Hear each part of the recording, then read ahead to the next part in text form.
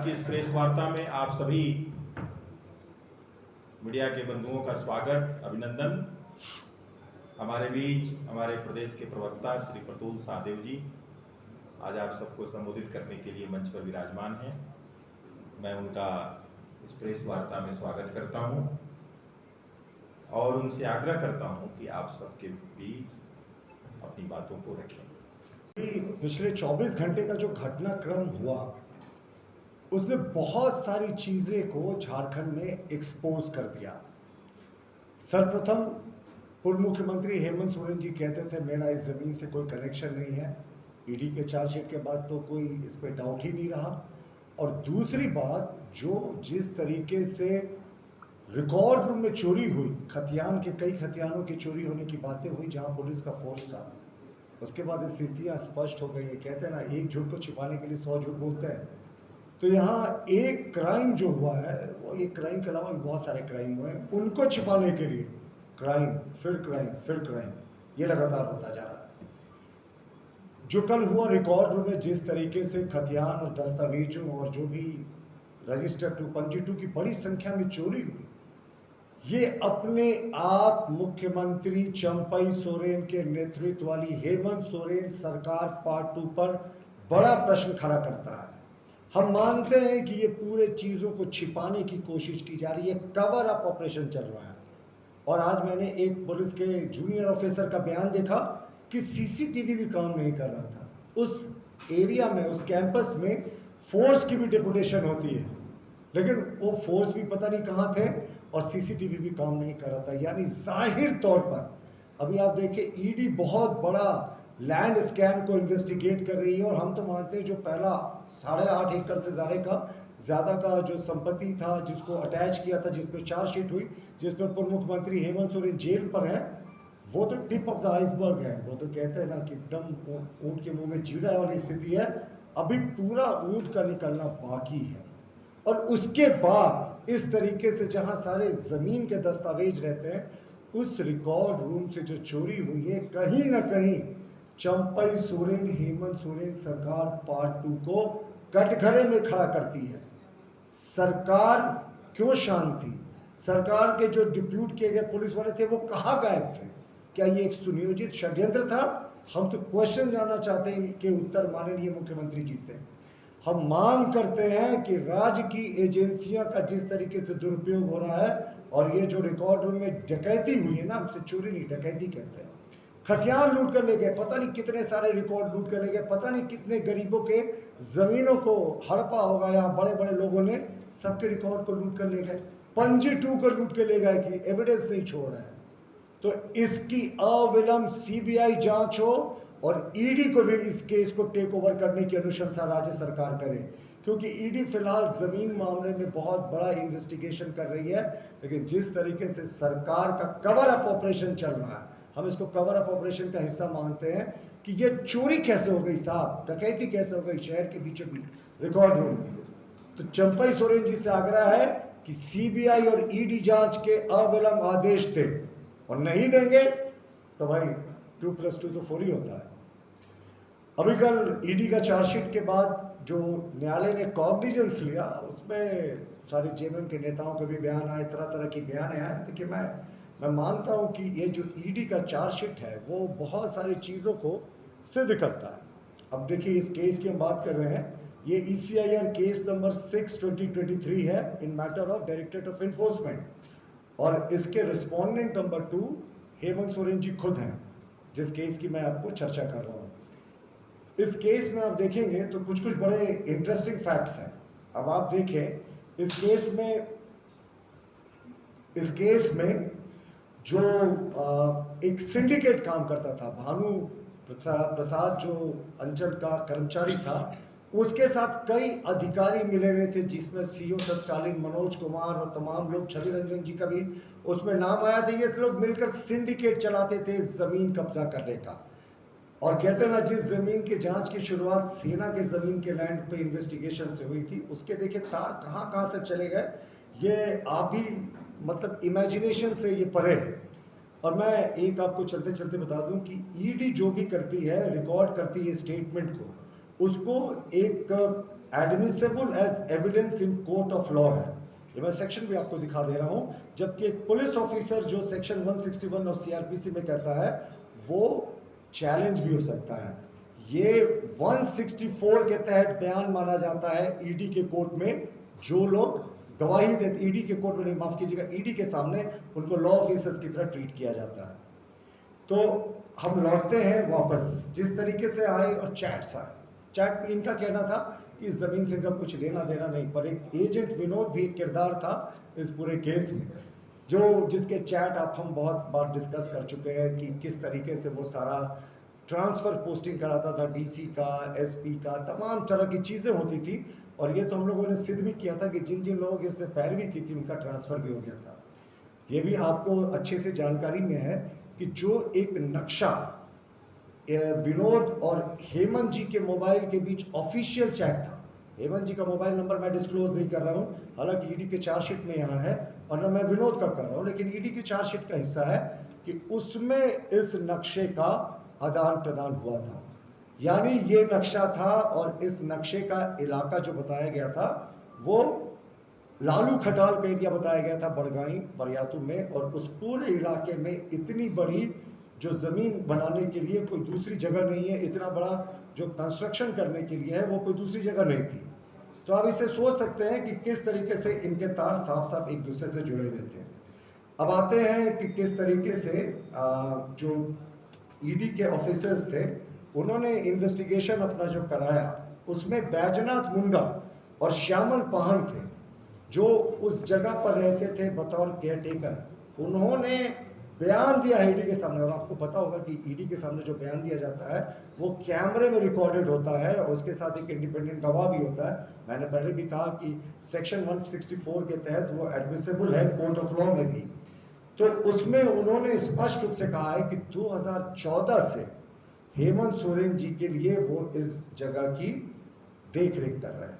एक और care taker है संतोष मुंडा, 2014 से हेमंत सोरेन जी के लिए वो इस जगह की देख रेख कर रहे हैं।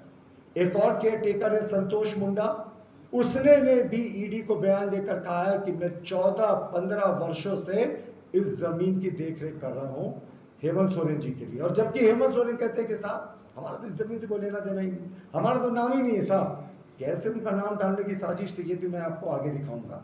और देखिए ये मैं दिखा रहा हूं कि हेमंत जी के आदेश पर जो भौतिक सत्यापन किया था तत्कालीन जो अंचल कर्मचारी थे भानु प्रताप, वो उसकी आप साफ देख सकते हैं कि इसी जमीन का भौतिक सत्यापन हुआ था। और ये भौतिक सत्यापन उन्होंने किसके आधार पे कहा था? तो जो सीओ मनोज कुमार है, मनोज प्रसाद है शायद उनका, जो सीओ मनोज थे, उन्होंने बयान दिया कि जो उदय शंकर हैं, अभिषेक कुमार पिंटू जी के जो प्रिंसिपल सेक्रेटरी हैं, अभिषेक पिंटू आप सब जानते हैं कि मुख्यमंत्री के वो प्रेस सलाहकार थे, उन्होंने कहा कि उनके आदेश पर यह हुआ।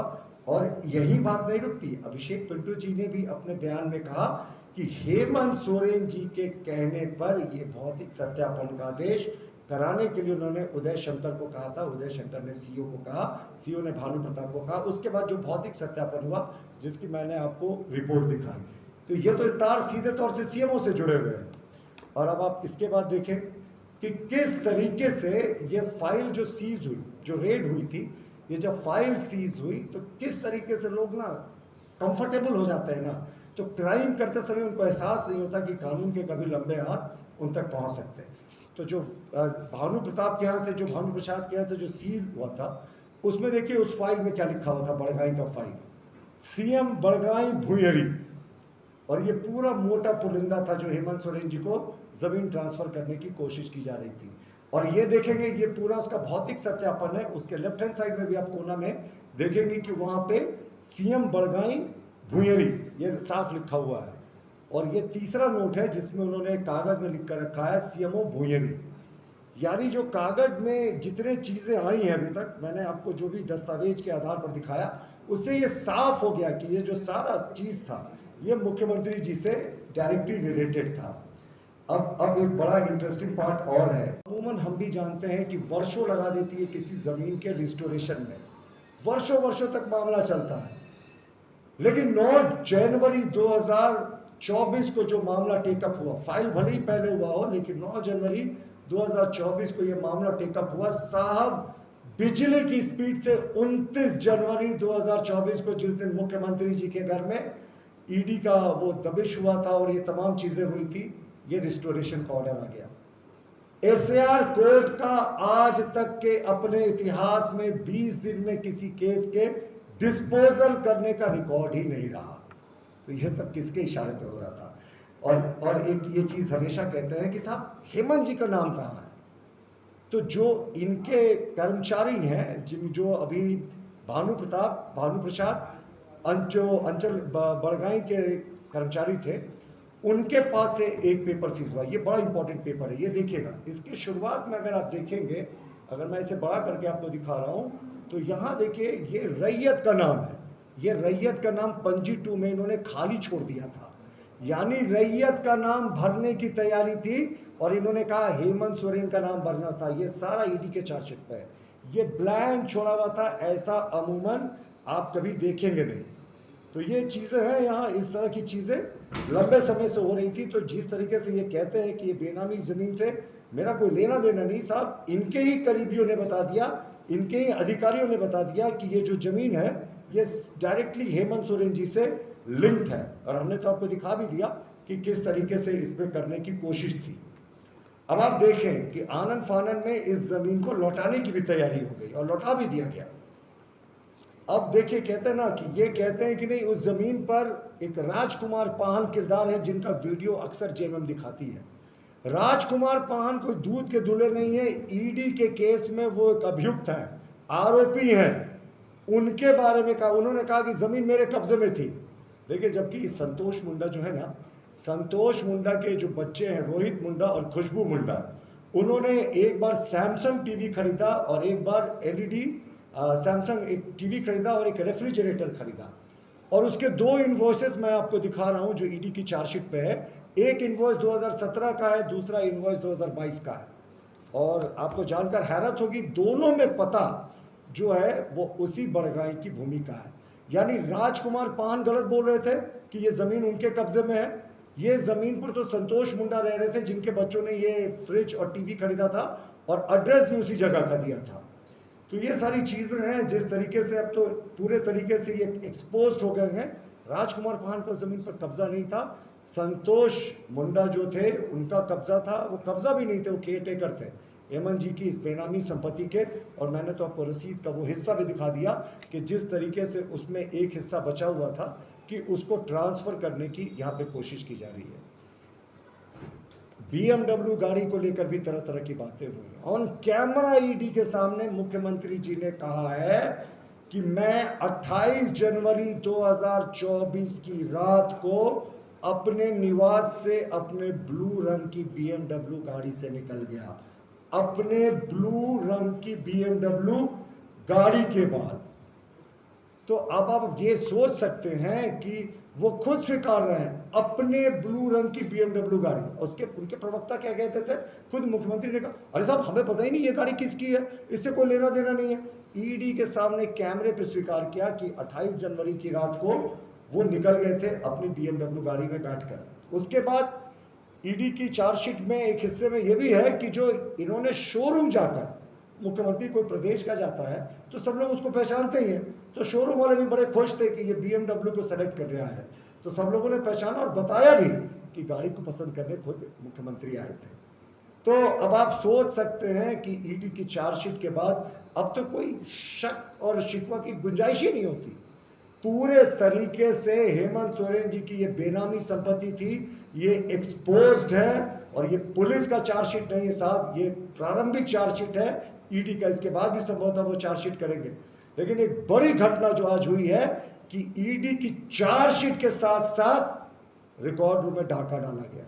अब दोनों के तार जुटते हैं, एक तरफ ईडी चार्जशीट में सारे दस्तावेजों को दिखा रही है, दूसरी तरफ रिकॉर्ड रूम में पुलिस पहरे के बावजूद, सीसीटीवी कैमरा लगा होने के बावजूद सीसीटीवी खराब हो जाता है, पुलिस गायब हो जाती है और डाका पड़ता है, खतियान को लूटा जाता है, रजिस्टर 2 को लूटा जाता है।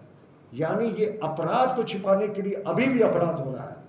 हेमंत जी के इस मुद्दे पर खास करके हम लोगों ने आपको सारे तथ्यों से अवगत कराया। हम मुख्यमंत्री जी माननीय चंपाई सोरेन जी से फिर आग्रह करते हैं कि साहब आपकी सरकार आज कटघरे में है। अगर आप लोगों ने सीबीआई या ईडी के जांच का इस पूरे चोरी में आदेश नहीं दिया तो कहीं ना कहीं दिखेगा कि राज्य सरकार इस घटना को लेकर कोई बहुत आक्रामक नहीं है। रिकॉर्ड रूम में ढाका और कितने गरीबों को लूटने देंगे। जी, कोर्ट ने ईडी के चार्जशीट को सही माना और उसको कॉग्निजेंस लिया।